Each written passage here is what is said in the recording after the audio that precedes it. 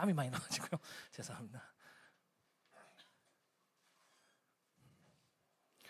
예, 오늘은 8과 이삭, 야곱, 유다로 이어지는 메시아 계보에 대해서 나누기를 원합니다. 지난 시간에 믿음의 조상 아브라함에 대해서 함께 교제 나눴었는데요.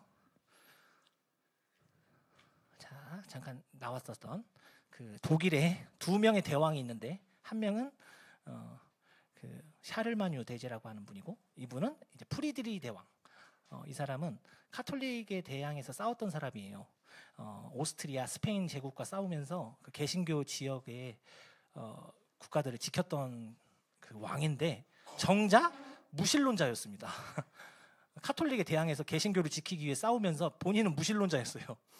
그래서 궁중에 이제 목사님이 있으니까 도대체 성경 말고 하나님이 살아계시다는 증거가 뭐가 있냐고 이렇게 물어봐요.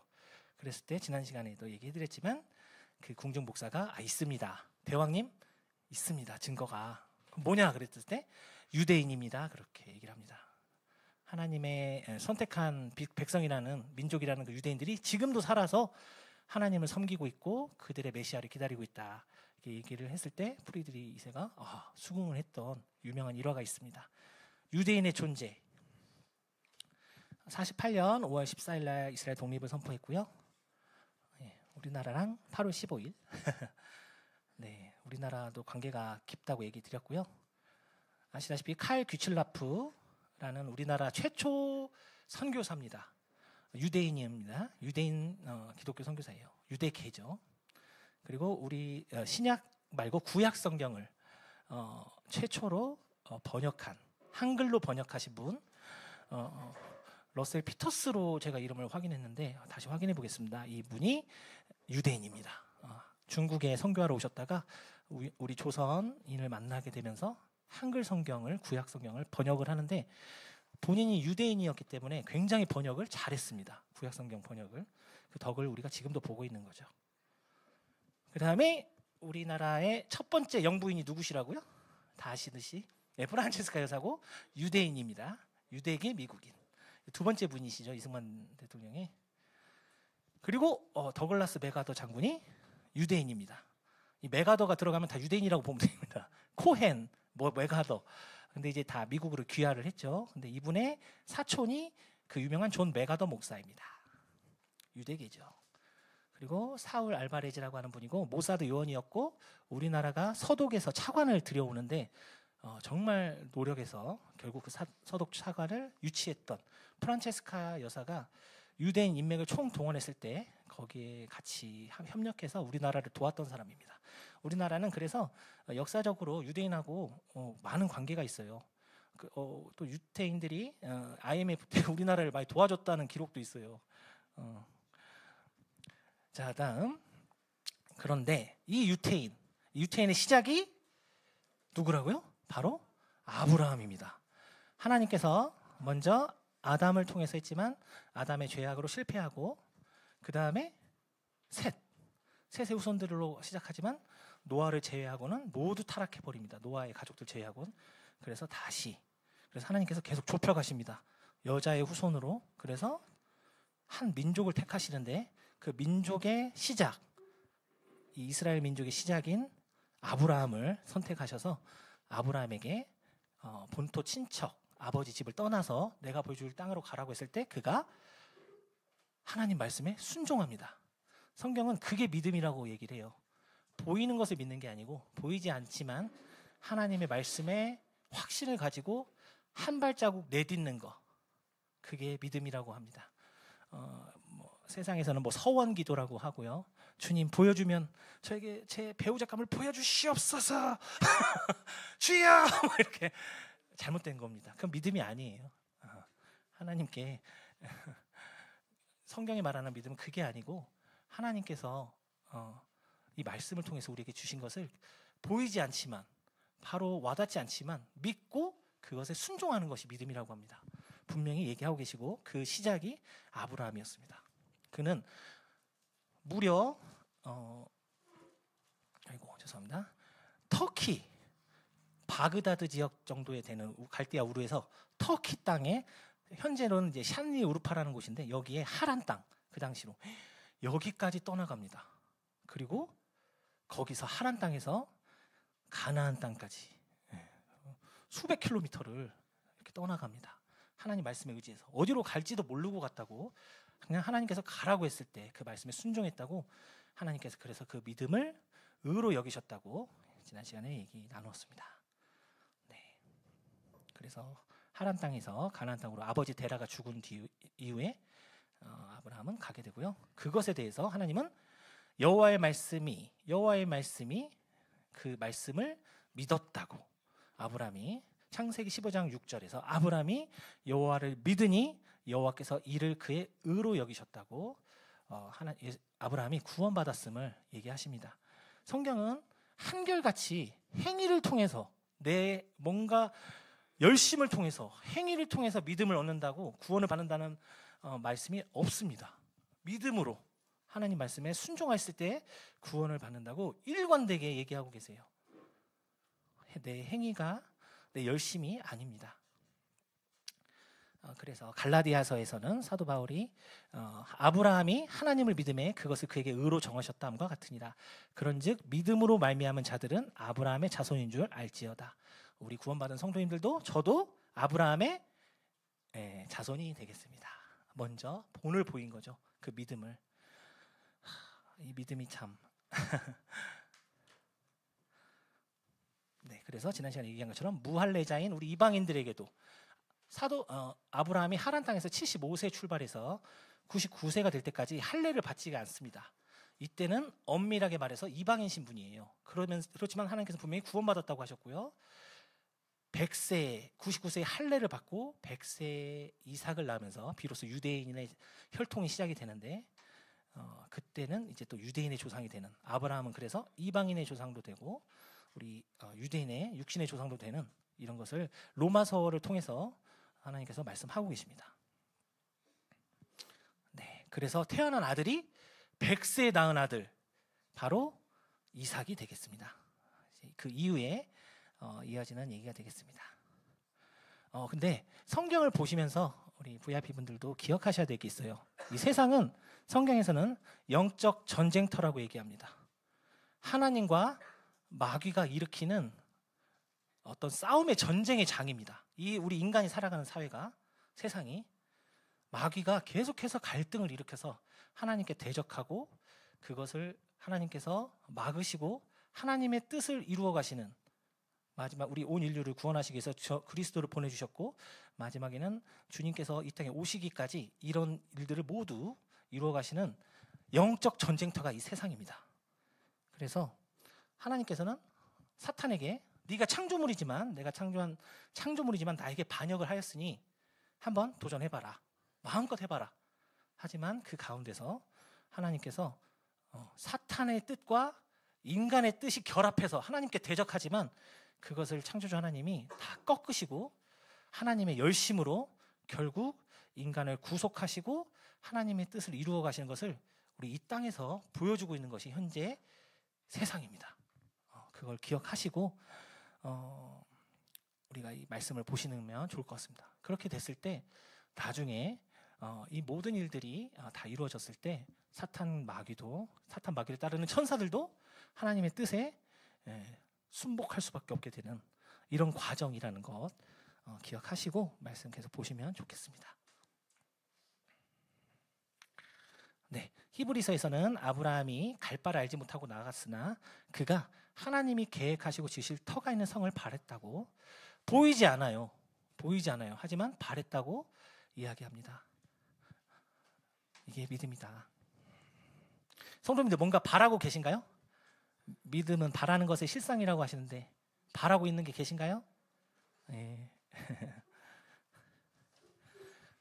네, 그리고 사라도 분명하게 미쁘신 줄 알았습니다. 웃었지만 하나님께서 나이 많은 사라에게 네가 다음에 아기가 있을 거라고 했을 때, 아이를 출산할 거라고 했을 때 웃었지만 그 이후에 그녀가 믿음으로 그것을 받아들이고 기다렸다고 분명하게 히브리서 11장에서 말씀하십니다. 약속하신 이를 미쁘신 줄 알았습니다. 신뢰하였다고 얘기합니다. 그래서 이미 폐경이 지나서 절대로 아이를 낳을 수 없는 것 같은 그런 몸이 되었지만 하나님께서 죽은 자와 같은 사람으로 말미암아 하늘의 허다한 별과 또 해변의 무수와 모래와 같이 많은 후손이 생육하였느니라라고 얘기하시고, 이 사람들은 다 믿음을 따라 죽었으며 약속을 받지 못하였으되 그것들을 멀리서 보고 환영했다고, 끌어안았다고, 하나님의 말씀을 끌어안았다. 보이지도 않고 이루어지지도 않고 그냥 말씀만 하셨지만 그것이 이루어질 걸로 확신하고 그것을 끌어안았다고 히브리서에서 사도 바울이 얘기합니다. 그리고 그가 땅에서는 외국인과 나그네임을 증언했다. 돈이 많았어요. 아시죠? 선생님들, 아브라함은 돈이 굉장히 많은 부자였습니다. 당연히 고향으로 돌아가도 돼요. 갈대아 우르로 돌아갈 수도 있어요. 돈이 많으니까. 또 거기에 성을 쌓을 수도 있었어요. 돈이 많고 힘이 있으니까. 근데 장막에서 살아요. 아브라함은. 장막에 산다는 거 뭐죠? 텐트에서 산다는 얘기잖아요. 예. 나그네라고, 이 세상에서 나그네의 삶을 하나님께서 말씀을 주셨을 때 그대로 순종하고 자신의 힘과 돈을 허투루 쓰지 않고 하나님 말씀에 순종합니다. 대단하신 것 같아요.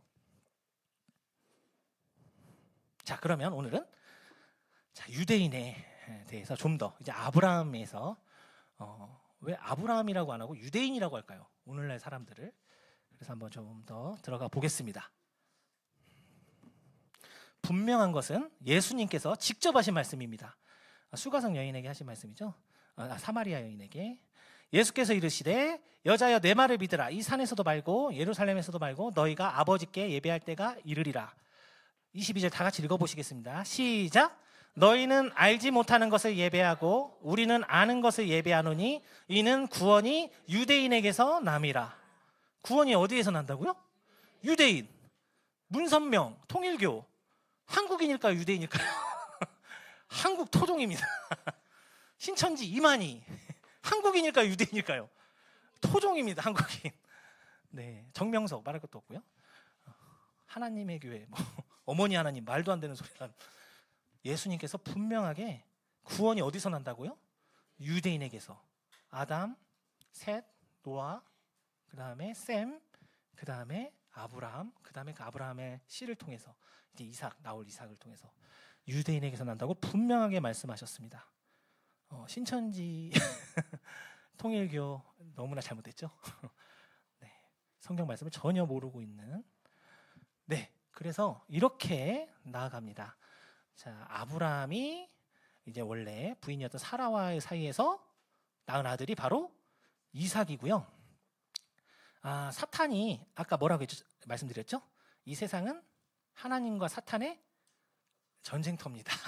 지금도 전쟁이 일어나고 있어요. 우리 VIP 분들이 무슨 일이 있었어도 연대기에 못 가게 말씀 들으면 안 돼.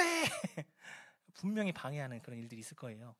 이것처럼 아브라함이 하나님을 기쁘시게 한다고 했지만 아니죠. 자신의 육신을 따라서 하갈이라고 하는 사라의 여종, 애굽에서 데려온 여종을 따라서 이스마엘을 낳았고요. 이 이스마엘이 오늘날 아랍인의 조상이 됩니다. 팔레스타인 사람들도 아랍인이에요. 이슬람 제국. 지난 시간에 세미라미스를 얘기하면서 달신이라고 했는데 이슬람 국기에 뭐가 들어가죠? 달이 들어가요. 네, 이스마엘이 지금까지도 이스라엘을 어마무시하게 괴롭히고 있습니다. 사탄은 이렇게 계속 역사합니다. 그 위에 보면은 나중에 모압 암몬, 이스마엘 이전에는 모압 암몬 족속, 조카 롯에서 나온, 그리고 이후에는 이제 에서까지, 또 그 전에는 이제 가나안, 함의 아들 가나안까지 해서 계속해서 사탄은 이 이스라엘, 하나님께서 정하신 민족을 없애려고 이 땅에서 지워버리기 위해서 노력하는 것을 봐요. 그래야지 메시아 예수 그리스도께서 오지 못하기 때문에 계속해서 방해하는 걸 봅니다. 이 성경에 보면 계속 그런 내용이 나옵니다.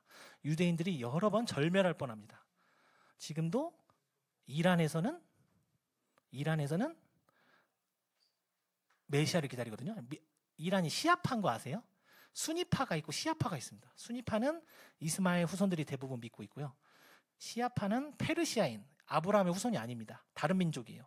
이란이 믿고 있는 시아파의 메시아를 마흐디라고 하는데, 이 마흐디가 와서 첫 번째로 할 일이 지구상에서 유대인을 멸절시키는 겁니다.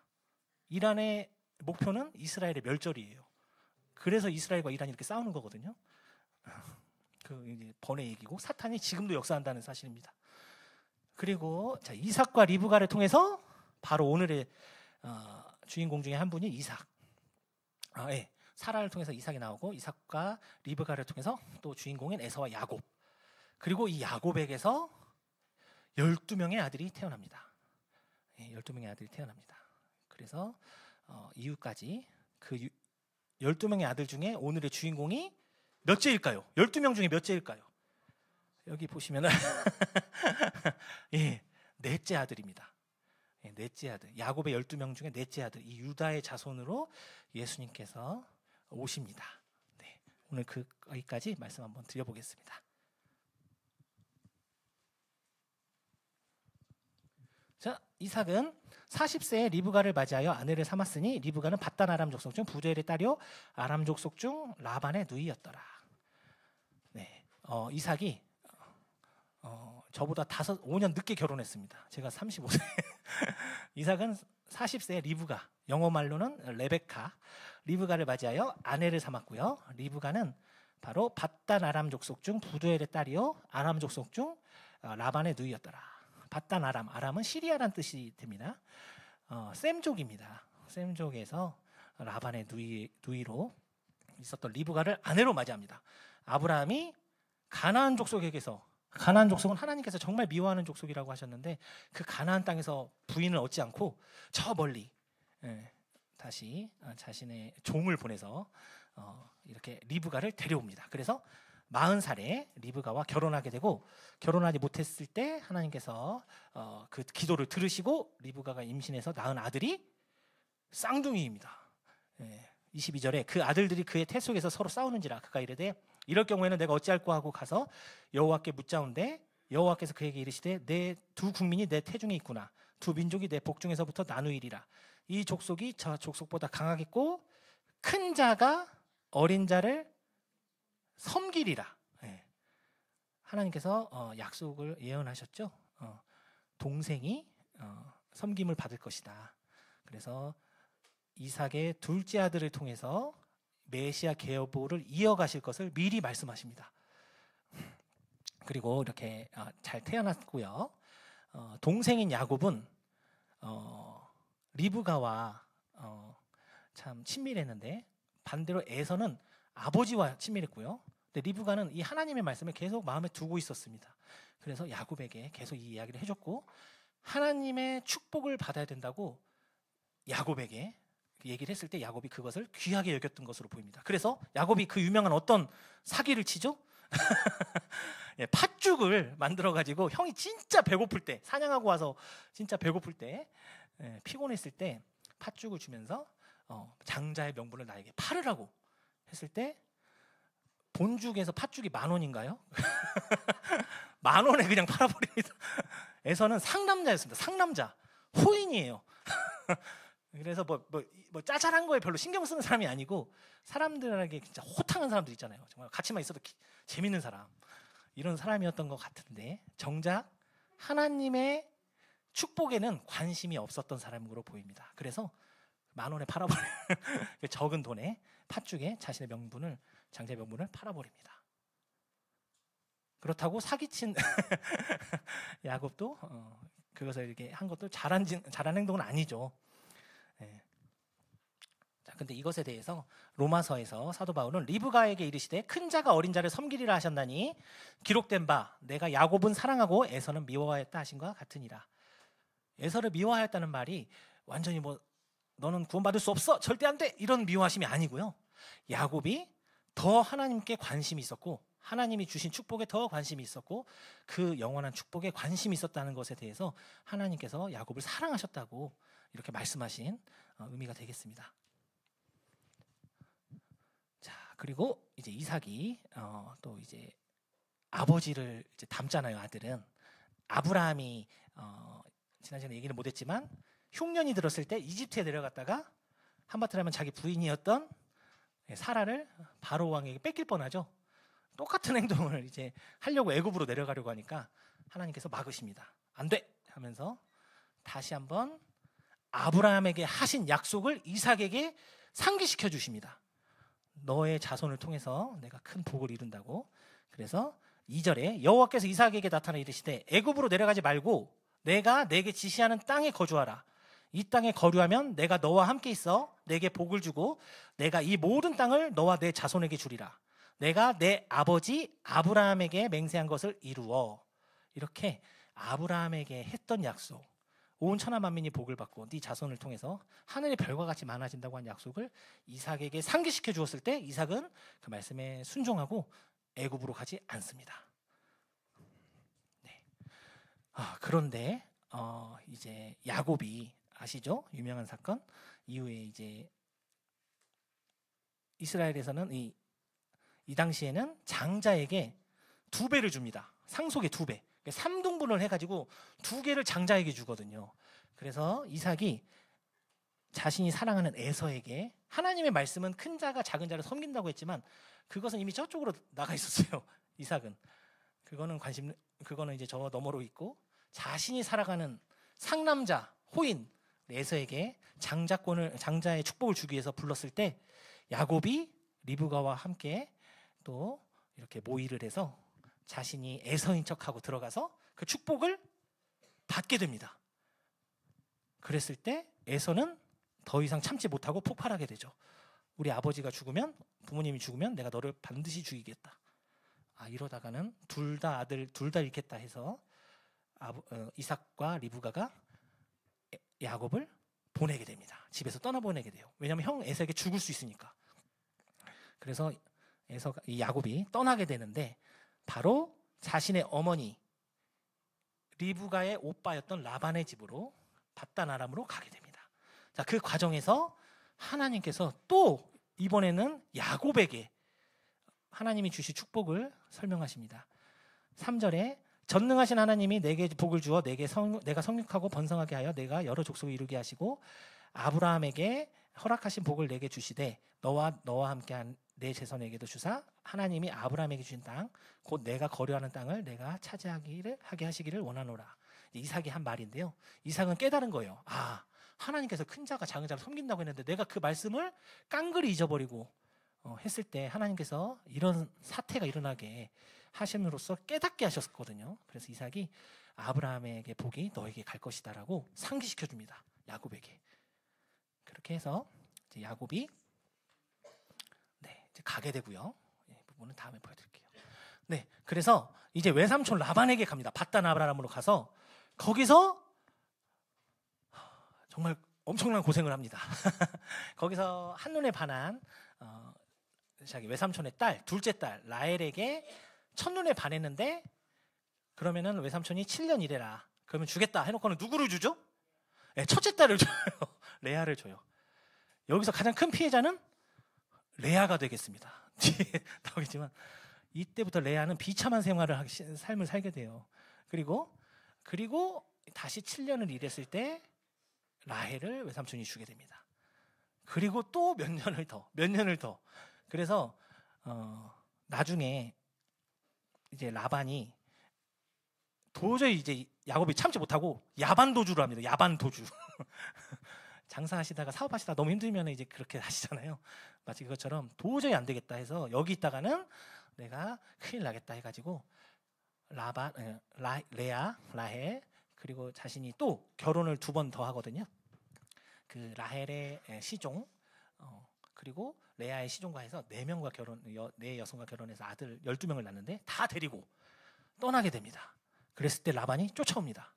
이놈 잡아 죽여야지. 그런데 하나님께서 그것을 막으십니다. 그리고 만났을 때 이제 야곱이 토해내듯이 얘기하죠. 내가 외삼촌 집에 있을 때 있는 20년 동안 외삼촌의 2딸을 위하여 14년, 양떼를 위하여 6년을 봉사하였거니와 외삼촌께서 내 품삯을 몇 번이나 바꾸셨다고요? 10번이나. 악덕업주셔. 야반도주한 야곱. 하지만 하나님께서 복수하지 못하게 라반을 막으셔서 지켜주십니다. 그리고 야곱이 어디로 갔냐면 이제 에서를 만나게 되죠. 그 이후에 자신을 죽이려고 했던 형 에서를 만나게 됩니다. 그래서 에서와 만나기 전날 너무나 무섭고 고통스러워서 기도 중에 씨름을 하게 되죠. 하나님과. 그래서 거기서 하나님을 이기게 되고 이스라엘이라고 하는 이름을 얻게 되고 에서를 만났을 때 안전하게 안전하게 에서와 화해하고 이제 가게 됩니다. 그 다음에 33장에서는 야곱이 숫곳에 이르러 자기를 위하여 집을 짓고 그의 가축을 위해 우리가를 지었으므로 그 땅 이름을 숫곳이라 부르더라. 야곱이 밧단 아람에서부터 평안히 가나안 땅 세겜 성읍에 이르러 그 성읍 앞에 장막을 치고 어디로 왔냐면 가나안 땅 세겜으로 왔습니다. 그런데 야곱은 한 가지 잊어버린 게 있어요. 중요한 사실을. 원래 어디로 하나님과 약속을 했냐면, 자, 이것은 33장이고요. 28장에 보면은 야곱이 에서를 피해서 도망갔을 때, 형을 피해서 도망갔을 때 노숙을 합니다. 길에서 노숙을 하면서 잤을 때 거기서 하나님께서 환상을 보여주시고 꿈을 통해 보여주시고 거기서 야곱이 그곳 이름을 베델이라 하였습니다. 그리고 이렇게 서원합니다. 하나님과 약속하는 거죠. 야곱이 서원하여 이르되 하나님이 나와 함께 계셔서, 이때는 완전 빈털터리예요. 아무것도 없고 쫓겨가는 신세였지만, 도망자 신세였는데 하나님과 약속을 합니다. 하나님이 나와 함께 계셔서 내가 가는 이 길에서 나를 지키시고 먹을 떡과 입을 옷을 주시며 내가 평안히 아버지 이삭의 집으로 돌아오게 하시오면 여호와께서 나의 하나님이 되실 것이요 내가 기둥으로 세운 이 돌이 하나님의 집이 될 것이요 하나님께서 내게 주신 모든 것의 10분의 1을 내가 반드시 하나님께 드리겠나이다 하였더라. 약속으로 어디로 온다고 했다고요? 베델로 오기로 했습니다. 하나님과. 그래서 하나님께서 지금 약속을 들어주셨나요? 안 들어주셨나요? 들어주셨잖아요. 라반에게서 순적하게 나오게 하시고, 그것도 엄청나게 많은 짐승떼와 재산을 불려가지고 12명의 자녀들까지 데리고 왔는데, 정작 어디로 갔냐면 가나안 땅 세겜 성읍이 좋아 보인 거예요. 여기에 와버린 겁니다. 여기서 있으면 하나님의 뜻이 이루어지지가 않기에, 여기서, 이것도 사탄의 참 음모였겠죠. 여기서 무서운 사건이 일어나죠. 야곱이 딸이 있었습니다. 아들 12명 외에 딸이 한 명 있었는데 디나라고 하는 딸이 여기서 강간을 당하게 돼요. 성폭행을 당하게 돼서 그런 슬픈 가정에서 둘째 형 시므온, 셋째 형 레이가 화가 나가지고 만약에 우리 유대인이 우리 이스라엘 사람들과 같이 통혼을 하려면 할례를 받아야 된다. 그래서 그 세겜성에 있는 모든 남자들에게 할례를 받도록 합니다. 아시다시피 포경 수술하고 나면 한 일주일은 정말 엄청난 고통이거든요. 일어날 수가 없는 엄청난 고통인데, 그 상황에서 칼을 들고 들어가서 세겜성의 모든 남자를 다 죽입니다. 그랬을 때 야곱이 너무나 두려워하게 되고, 왜냐하면 한 성읍의 남자들을 다 죽였잖아요. 이 지역에 있는 이 세겜 성읍과 관련된 다른 가나안 족속들이 전부 들고 일어난 거예요. 들고 일어나서 죽이려 할 거 아니에요. 그래서 그때서 생각이 난 거예요. 아차, 내가 하나님에게 베델로 간다고 했었지. 그때서야 모든 이 주변 그런 족속들에게 죽게 생겼을 때야. 하지만 그때도 하나님께서 지켜주십니다. 그때 이제 야곱이 이에 자기 집안 사람과 자기와 함께한 모든 자에게 이르되 너희 중에 있는 모든 이방 신상들을 버리고 자신을 정결하게 하고 너희들의 의복을 바꿔 입어라. 우리가 일어나 어디로 가자고요? 베델로. 내가 원래 약속했던 곳, 하나님께서 나를 지켜주시고 나를 인도해 주시면 반드시 여기로 가서 하나님을 섬기겠습니다라고 했던 곳, 거기로 가자. 내 환난 날에 내가 응답하시며 내가 가는 길에서 나와 함께 하신 하나님께서 내가 거기에 제단을 쌓으려 하노라 하매. 그렇게 해서 베델로 갔을 때 하나님께서 크게 역사하십니다. 5절에 그들이 떠났으나 하나님이 그 사명 고들들로 크게 두려워하게 하셨으므로 야곱의 아들들을 추격하는 자가 없었다고 하나님께서 지켜주셨음을, 하나님의 말씀에 순종했을 때 하나님께서 끝까지 책임져 주시는 것을 보게 돼요. 그래서 야곱과 그의 모든 자녀들이 가나안 땅 루스 곧 베델에서 생활하게 됩니다. 네. 그리고 거기서 하나님께서 다시 한번 아브라함에게 했던 약속, 이삭에게 했던 약속, 그리고 그 약속을 야곱에게 하십니다. 야곱이 밧단 아람에서 돌아오매 하나님이 다시 야곱에게 나타나서 그에게 복을 주시고, 하나님이 그에게 이르시되 내 이름이 야곱이지만은 내 이름을 다시는 야곱이라 부르지 않겠고 이스라엘이 내 이름이 되리라 하시고, 그가 그 이름을 이스라엘이라 부르시고, 그래서 오늘날 저 시리아 옆에 네, 그 땅, 원래 가나안 땅, 하나님께서 영원히 주신다고 한 땅, 그 땅에 사는 지금 민족이 이스라엘 민족, 정확하게는. 그래서 그 땅을 이스라엘이라고 하죠. 그 나라를. 하나님이 그에게 이르시되 나는 전능한 하나님이라 생육하며 번성하라. 한 백성과 백성들의 총회가 내게서 나오고 왕들이 내 허리에서 나오리라. 내가 아브라함과 이삭에게 준 땅을 내게 주고 내가 내 후손에게도 그 땅을 주리라 하시고. 이 땅이 2000년 뒤에 이거는 이제 4000년 전 사건이고요. 이 뒤 2000년 뒤에 예수님이 십자가에 달려 돌아가시고 부활하시고 승천하신 뒤에 로마에게 멸망당하거든요, 이스라엘이. 그래서 전 세계로 흩어졌는데 그 뒤 2000년 뒤에 아까 보셨죠? 1948년에 전무후무한 역사상, 인류 역사상 단 한 번도 없었던 2000년간 멸망했던 민족이 다시 와서 다시 그 땅에서 나라를 세우는 엄청난 기적이 그대로 이루어집니다. 근데 이것은 이제 4000년 전이죠. 내가 아브라함과 이삭에게 준 땅을 내게 주고 내가 내 후손에게도 그 땅을 주리라. 야곱에게 약속하십니다. 이것에 대해서 사도 바울이 이렇게 얘기해요. 내가 하나님의 열심으로 너희를 위하여 열심 내노니 내가 너희를 정결한 처녀로 한 남편인 그리스도께 드리려고 중매함이로다. 사람들은 계속 실패합니다. 계속 넘어져요. 계속 죄를 짓습니다. 그리고 자기 마음대로 하려고 해요. 이건 믿음의 조상인 아브라함도 그랬고요. 이삭도 그랬고요. 야곱도 그랬습니다. 근데 이 하나님께서 그 가운데서 계속해서 놓지 않으시고 역사하셔서 결국 사람들을 붙들어 가시면서 하나님의 뜻을 이루어 가시는 것을 보게 돼요. 그것에 대해서 사도 바울이 하나님의 열심이라고. 그래서 결국에는 그 후손을 통해서 여자의 후손 메시아 예수님을 주시기 위해서 이렇게 하나님께서 열심을 내셨다고 얘기하고 있습니다. 네, 야곱에서 이제 진짜 오늘의 주인공 중에 한 명인 유다. 근데 왜 갑자기 유다가 됐을까요? 요셉은 다들 들어보셨죠? 예, 요셉은 들어봤는데 왜 요셉이 아니고 유다를 택하셨을까요? 하나님께서.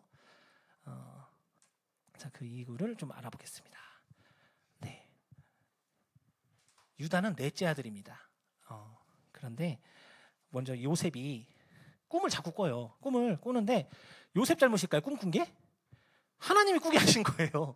하나님이 꿈을 주셨는데 하필이면 그 꿈이 형들 마음을 정말 상하게 하는 꿈이에요. 형들이 자신에게 절을 하는, 볕단이 절을 하고 별들이 절을 하는 이런 꿈을 하나님이 요셉에게 주셔서 그 요셉이 그 얘기를 했을 때 또 안 그래도 보시면 요셉이 누구의 아들이죠? 네, 라헬. 야곱이 원래 사랑했던 아내. 예, 그 라헬의 첫째 아들인 요셉. 그래서 얼마나 사랑했냐면 옷도 다른 걸 입혔어요. 다 작아 입혔는데 브랜드 옷. 나이키 아니고 뭐 디스커버리 이런 식으로 당시 정말 귀한 채색 옷을 입힙니다.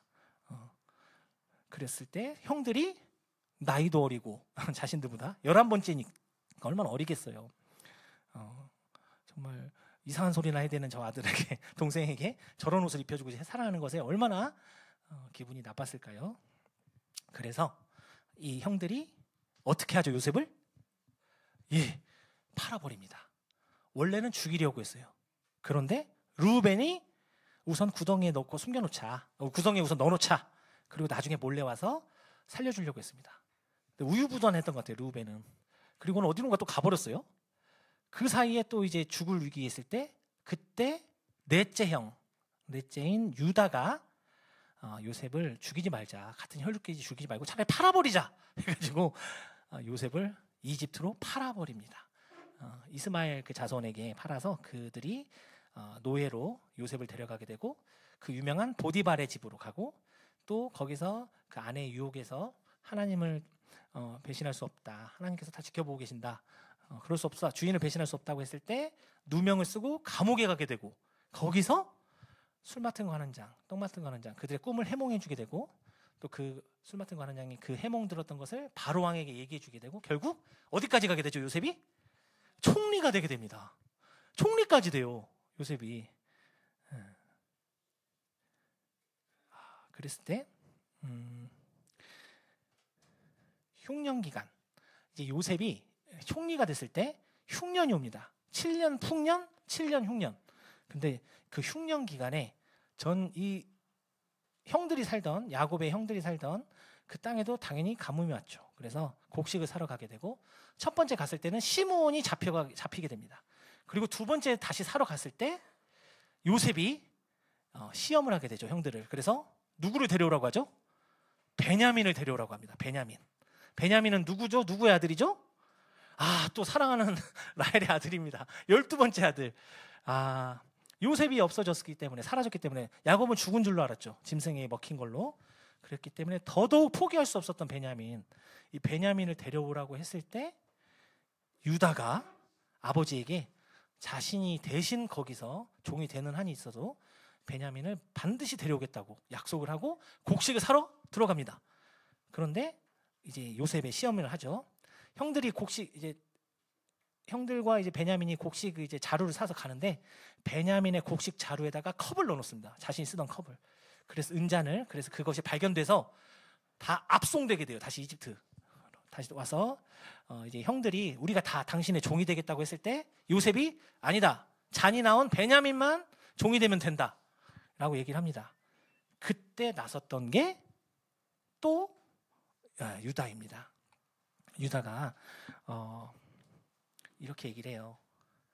아버지의 생명과 아이의 생명이 하나로 묶여 있거늘 내가 주의 종 우리 아버지에게로 돌아갈 때 아이가 우리와 함께 가지 아니하면 아버지가 아이의 없음을 보고 죽으리니 이같이 되면 종들이 주의 종 우리 아버지가 흰머리로 슬퍼하며 수월로 내려가게 함이니이다. 주의 종이 내 아버지에게 아이를 담보하기를 내가 이를 아버지께로 데리고 돌아오지 아니하면 영영이 아버지께 죄짐을 지리이다 하였사오니 유다가 약속했죠, 아버지한테. 그러니 요셉에게 이제 총리인 요셉을 못 알아보고 유다가 이렇게 얘기합니다. 넷째 유다가 이제 주의 종으로 그 아이 베냐민을 대신하여 머물러 있어 내 주의 종이 되게 하시고 그 아이는 그의 형제들과 함께 올려 보내소서. 그 아이가 나와 함께 가지 아니하면 내가 어찌 내 아버지에게로 올라갈 수 있으리이까. 두렵건대 제가 내 아버지에게 미침을 보리이다. 네, 유다가 자신의 베냐민을 살리고 자신의 아버지가 그토록 아끼는 베냐민을 살리고 아버지를 살리기 위해서 자신이 대신 종이 되겠다고 이야기를 했을 때 요셉의 마음이 풀어지게 되고 형들을 용서하게 됩니다. 그래서 울면서 자신이 이집트의 총리가 된 요셉이라고 밝히게 되죠. 그리고 복수하지도 않고 원망하지도 않고 바로 우리 집안을 살리고 우리 집안을 통해서 민족을 이루어서 메시아를 내기 위해서 형들이 판 게 아니고 하나님께서 나를 팔았다. 나를 이집트로 가게 하셨다고 얘기하면서 형들을 용서합니다. 그런데 그 과정에서 유다가 이런 역할을 하게 되고요. 오늘날 유대인들은 그래서 자존감이 좀 높습니다. 봐라. 형제를 위해서 목숨까지 걸었다. 우리 조상이 이런 사람입니다. 유다지파. 유다지파가 대세였고 오늘날 그 대세였던 유다지파를 따라서 이름이 유대인이 된 것이거든요. 그러면 르우벤은 왜 안 됐냐? 장자잖아요. 원래 장자 우선인데 실제로 요셉이 총리가 되면서 장자 상속권이 요셉에게 가요. 장자는 몇 배를 받는다고요? 2배. 그래서 두 아들이 12지파에 들어가게 됩니다. 그리고 레위 지파는 제사장 지파로 분리가 돼요. 그래서 정확하게는 13지파가 되는 거죠. 13지파인데 이제 레위 지파는 땅을 따로 받는 게 아니고 제사장으로 섬길 수 있도록 이렇게 하게 되고 자 이렇게 이어지게 됩니다. 자 그런데 왜 르우벤은 왜 안 됐을까요? 르우벤은 나중에 성경을 보시면 아시겠지만 자신의 서모와 불륜을 저지릅니다. 이게 자신의 아버지의 새엄마죠. 아버지의 참 처인 불륜을 저질러서 야곱에게서 완전히 눈밖에 나게 되고요. 시므온과 레위는 어떤 행동을 했죠 아까? 여동생이 강간을 당했을 때 그 성에 가서 포경수술로 고통 중에 있는 남자를 다 죽였습니다. 잔악행위를 살인을 저질렀죠. 그것을 통해서 그 주위 족속들에게 완전 공적이 되어버렸던 그 이후로 야곱의 눈밖에 완전히 나버리게 돼요. 그리고 이제 유다가 그리고 특히 자신이 사랑했던 베냐민을 살리고 자신이 대신 되겠다고 한 유다 넷째가 됐는데 이것은 하나님께서 은혜로 강권적으로 해주신 거죠. 유다를 선택해 주신 거죠. 왜냐하면 유다가 흠이 없을까요? 르우벤, 시몬, 레위만 흠이 있고 본인은 흠이 없나요? 유다도 흠이 있어요. 며느리하고 성관계를 해서 자식을 낳아요. 왜냐하면 하나님께서 금하신 가나안 민족 여자와 결혼해서 아이를 낳았는데 그 자녀들 셋을 낳았는데 그 자녀에게 첫째에게 이제 다말이라고 하는 며느리를 얻어주는데 그 첫째가 죽게 되고 그러면은 이 당시 형사 취수제 법에 따라서 둘째가 형 대신해서 그 자신의 형수와 결혼해서 대를 이어야 되는데 거절하거든요. 둘째도 죽이십니다. 그랬을 때 유다가 더 이상 셋째까지 이룰 수 없다 하면서 맞게 되고 이것을 다말이 어떻게 해서든 이 대를 이어야 되겠다 해서 자신의 이제 자신을 변장하죠. 직업 여성인 것처럼 율랑 여성처럼 변장해서 유다를 유혹해서 자녀를 낳게 되는 이것도 엄청난 흠이잖아요. 말도 안 되는 흠인데 그럼에도 불구하고 하나님께서 그 자손 베레스를 통해서 이 자손이 이어집니다. 그래서 여자의 후손이 예수님께서 태어나게 되고 그 뒤에 나오는 쭉 뒤에서 유다 자손에서 누가 나오죠? 다윗 왕이 나옵니다. 또 다윗 왕에서 솔로몬이 나오고요. 그 자손 중에서 예수님의 육신의 모친 마리아도 유다 지파입니다. 그리고 다윗의 자손이에요. 그리고 예수님께서는 성령으로 태어나시죠. 아버지가 없지만 어쨌든 자신의 어떤 역할을 했던 당시 살아가기 위해서는 부친이 있어야 되기 때문에 요셉, 마리아와 결혼했던 요셉도 유다 지파 있고요. 다윗 왕의 후손입니다. 다윗 왕이 자손을 많이 낳거든요. 마리아는 나단이라고 하는 아들의 후손이고 요셉도 다른 다윗 왕의 후손인데 이렇게 해서 결국 하나님이 작정하신 대로 유다 지파 다윗의 왕의 후손으로 오시게 됩니다. 하나님께서 참 강권적으로 열심히 하시는 걸 봐요. 참 누가 봐도 흠이 많아요. 사실 흠으로 따지면 야곱이 제일 많아요. 제가 봤을 때 야곱이 온갖 실수는 다 하거든요. 잘못 형을 속였지, 부모님을 속였지, 또 라반에게서 또 도주했지. 뭐 여러 가지 잘못들이 너무 많은데 이런 연약한 자들을 통해서 하나님께서 열심을 내심으로 결국 이 여자의 후손 메시아를 나게 하시는 것을 보게 돼요. 자, 유대인들은 그럼에도 불구하고 우리 유다가 형제 사랑으로 이렇게 한 거다라고 얘기하는데 이스라엘에 구원받은 유대인들이 있습니다. 이게 기독교 유대인들이 있어요. 그 사람들은 왜 하나님께서 유다를 선택하셨다고 생각할까요? 달라요. 좀 다르더라고요. 그분들은 하나님께서 레아를 보고 선택하셨다. 유다를. 왜 그랬을까요? 야곱을 만나서 제일 비참한 삶을 살았던 게 레아예요. 원치도 않는 결혼을 음흉한 아버지가 대신 넣어가지고 결혼을 하게 됐고 정작 라헬이 죽기까지 남편의 사랑을 받지를 못합니다. 야곱은 원래 사랑했던 여자가 아니었기 때문에 사랑하진 않거든요. 라헬만 사랑하고. 그 가운데서 얼마나 고통스러웠겠어요. 그게 이제 창세기 29장에 잘 나옵니다. 여호와께서 레아가 사랑받지 못함을 보시고 그의 태를 여셨으나 라헬은 자녀가 없었더라. 레아가 임신하여 아들을 낳고 그 이름을 르우벤이라 하여 장자죠. 첫째. 이르되 여호와께서 나의 괴로움을 돌보셨으니 이제는 내 남편이 사랑하리로다 하였더라. 사랑했을까요? 안 했습니다. 그래서 그가 다시 임신하여 아들을 낳고 이르되 여호와께서 내가 사랑받지 못함을 들으셨으므로 내게 이 아들도 주셨다 하고 그의 이름을 시므온이라 하였으며 그럼 이제 사랑했을까요? 사랑하지 않았습니다. 그가 또 임신하여 아들을 낳고 이르되 내가 그에게 새 아들을 낳았으니 내 남편이 지금부터 나와 연합하리로다 하고 그 이름을 레이라 하였으며 야곱이 사랑하였을까요? 안 했습니다. 35절에 그런데 레아가 바뀌어요. 마음이. 자신의 믿음이 변화됩니다. 그가 또 임신하여 아들을 낳고 이르되 내가 이제는 여호와를 찬송하리로다. 남편이 나를 사랑하든지 안 하든지 이제부터는 하나님의 긍휼하심을 믿고 내가 하나님을 찬송하겠다.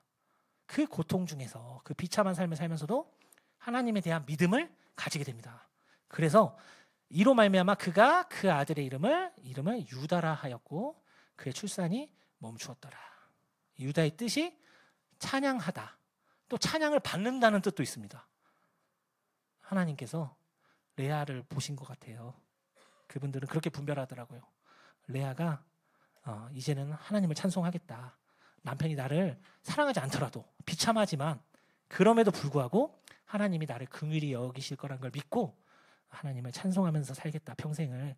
그랬을 때 그 믿음을 보시고 실제로 하나님께서 유다를 택해 주셨고 그 유다가 말씀 그대로 다른 형제들에게 찬양을 받게 되는 그런 그게 보게 됩니다. 야곱이 죽기 전에 이제 아들들에게 유언을 남깁니다. 근데 딱 두 사람에게 제일 많이 유언해요. 정확히 세 사람이죠. 이제 요셉과 유다. 유다에게 이제 요셉에게는 장자처럼 므낫세와 에브라임 두 아들에게 주지만 이제 유다에게 특별히 이렇게 유언합니다. 유다야, 너는 내 형제의 찬송이 될지라. 내 손이 내 원수의 목을 잡을 것이요 내 아버지의 아들들이 내 앞에 절하리라. 유다는 사자 새끼로다. 내 아들아, 너는 움킨 것을 찢고 올라갔도다. 그가 엎드리고 웅크림이 수사자 같고 암사자 같으니 누가 그를 범할 수 있으랴.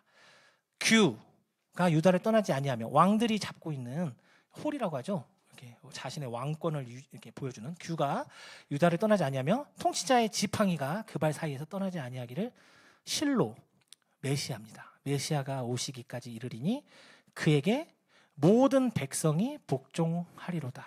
하나님께서 은혜로 참 이렇게 유다를 선택하시는 걸 봐요. 우리의 행위가 아니고 우리가 노력하는 게 아니고 하나님께서는 하나님의 은혜로 그리고 우리가 그것을 믿고 하나님을 믿고 순종했을 때 그것을 의롭다 해주시는 것을 보게 됩니다. 레아를 돌아보신 것으로 저도 믿습니다. 이제 마치려고 합니다. 이렇게 해서 유대인이라고 하는 유다 지파가 나중에 이제 다음에 얘기하겠지만 출애굽한 뒤에 들어가서 거기서 쭉 사사기를 거쳐서 왕권 시대로 가면서 다윗 왕 솔로몬을 지나서 분열이 됩니다. 그래서 남왕국 유다, 북왕국 이스라엘. 이스라엘은 에브라임 지파, 요셉의 첫째 아들, 요셉의 둘째 아들이죠. 그 아들에게 이제 통치받는 북왕국 이스라엘이 되고 밑에 남왕국 유다는 계속해서 유다 지파와 베냐민 지파, 유다 지파가 통치하게 되는 나라로 가게 되고 그것이 계속해서 이어지는 것을 보게 돼요. 그리고는 나중에 보시면 에스겔 37장, 스가랴 11장에서 천년왕국 시대에는 이제 유다 지파의 승리로 유다 지파의 밑으로 모든 지파가 모여서 하나님 안에서 사랑 가운데 살아가는 일이 이루어질 거라고 에스겔 37장, 스가랴 11장에서 하나님께서 말씀하고 계십니다. 이제 마칠 건데요. 오늘날 이스라엘은 단지 돌아온 그 기적으로 끝이 아니에요. 형님들 한번 VIP 분들 지켜보세요. 하나님이 살아계십니다. 이게 누구냐면은 아브라함 협정 들어보셨나요? 하나님께서 예언하신 게 있어요. 근데 그것이 계속해서 이루어지는 걸 봐요. 트럼프가 이번에 몇 번째 당선이죠? 두 번째 당선. 첫 번째 당선됐을 때 그가 아브라함 협정이라는 걸 맺습니다. 다 이스라엘 빼고는 다 이슬람이잖아요. 수니파든 시아파든 다 싫어하니까 다 적들 뿐인데 트럼프가 가서 이스라엘을 아랍에미리트 UAE죠. 바레인 이들과 이 아브라함 협정을 통해서 왜 아브라함 협정일까요? 조상이 같으니까. 조상이 아브라함이니까 우리 좀 사이좋게 지내면 어떻겠느냐 해서 협정하게 되고 그때부터 국교를 정상화하고 하게 되고요. 곧 요르단은 이미 하고 있었고요. 사우디아라비아도 아브라함의 자손입니다. 그두라라고 하는 후처 자식 중에 미디안이라고 하는 자식의 후손인데 사우디도 이 아브라함 협정에 들어간다고 얘기를 하고 있습니다. 그런데 이게 예언돼 있어요. 우선 영상 하나 보시고요.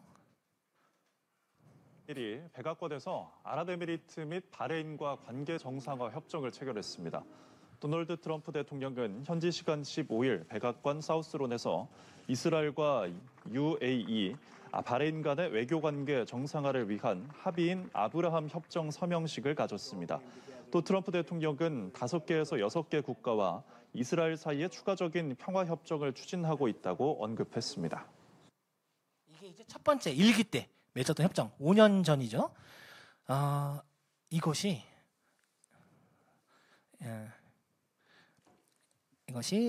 에스겔서에 예언되어 있습니다. 38장 11절 말하기를 내가 평원의 고을들로 올라가리라. 성벽도 없고 문이나 빗장이 없어도 염려 없이 다 평안히 거주하는 백성에게 나아가서 물건을 겁탈하며 노력하리라 하고 내 손을 들어 황폐하였다가 지금 사람이 거주하는 땅과 여러 나라에서 모여서 짐승과 재물을 얻고 세상 중앙에 거주하는 백성을 치고자 할 때, 휴거 이후에 마지막 때 곡과 마곡 전쟁이 일어날 것으로 믿고 있는데, 그 곡과 마곡 전쟁 때 스바와 드단과 다시스의 상인들, 이들이 오늘날로 따지면 사우디아라비아, 바레인, 아랍에미리트에 해당되는 나라입니다. 놀랍게도 이 협정이 이미 맺어졌어요. 몇 년 전에? 5년 전에. 그 부자들이 내게 이르기를, 그들은 이스라엘이 치는데 같이 하지 않는다는 거예요. 내가 이르기를, 내가 탈취하러 왔느냐, 내가 내 무리를 모아 노력하고자 하느냐, 은과 금을 빼앗으며 짐승과 재물을 빼앗으며 물건을 크게 약탈하여 기하고자 하느냐 하리라. 이스라엘을 치러 오는 그 곡과 마곡 세력에게 지적한다는 거예요. 왜 이스라엘을 치냐? 그들은 거기 함께하지 않는다. 그들이 스바와 드단과 다시스의 상인, 이들이 아브라함 협정에 들어간 UAE, 바레인, 사우디아라비아 곧 들어갈 그들이 될 거는 걸 예언을 하셨는데, 이게 몇천 년 전에 예언을 하셨는데 이루어지고 있는 것입니다. 이 세상에서 지금. 그리고 아브라함 패밀리 하우스 들어보셨나요? 완공됐습니다.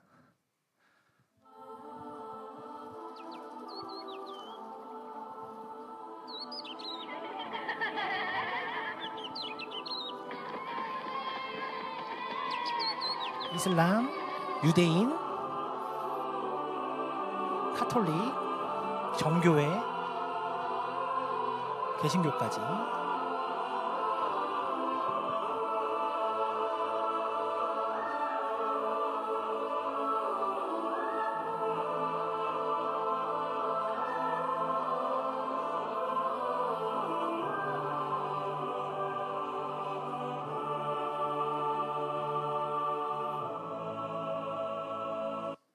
세 가지의 건물이 아랍에미리트에 세워졌거든요.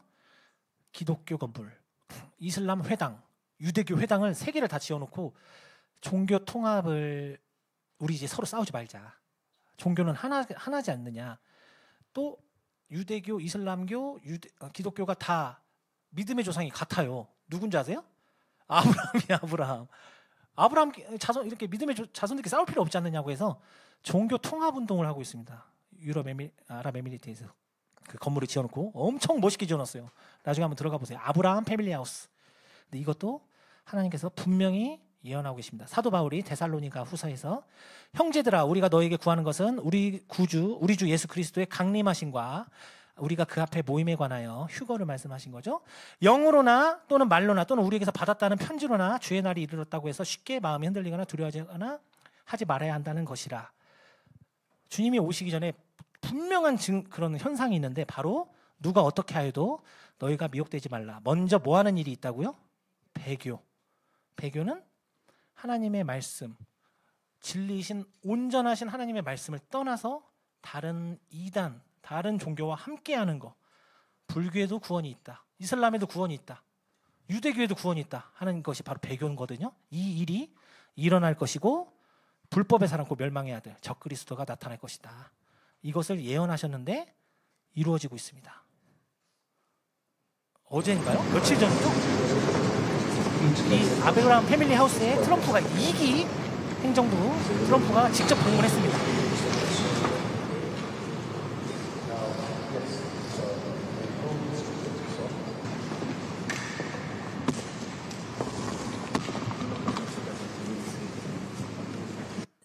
시간이 없어서 마무리하겠습니다. 아랍에미리트와 이번에 280조 경제 무슨 교류를 했다는데, 결론적으로는 종교 통합 운동을 이제 계속해서 끌어나가는 것이고, 이런 것들이 분명히 예언되어 있고, 이 중심에 이스라엘이 있고 유대인이 있습니다. 그들을 하나님께서 은혜로 주권적으로 이끌어 가시는 걸 보게 돼요. 이 대환란 이후에 그들이 결국 깨닫게 될 것입니다. 예수 그리스도가 진정한 구원자라는 걸.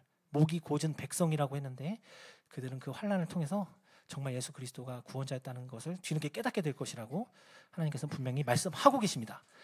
분명한 것은 오늘날 하나님은 살아계시고 2000년 만에 돌아온 이스라엘을 지금도 지켜보시고, 그들을 통해서 하나님의 역사를 계속해서 사탄의 방해와 대적에서 인간들의 자기 멋대로 하는 것 안에서도 하나님의 열심으로 이끌어 가신다는 거. 너희는 알지 못하는 것을 예배하고 우리는 아는 것을 예배하노니 이는 구원이 유대인에게서 남이라. 우리 예수님께서 유다 지파에서 다윗왕의 후손으로 오시는 역사가 실제로 일어났고 그 이후로 우리가 그 예수님을 통해서 구원받게 되었다는 사실, 오늘 이렇게 마무리하겠습니다. 기도하시고 마치도록 하겠습니다.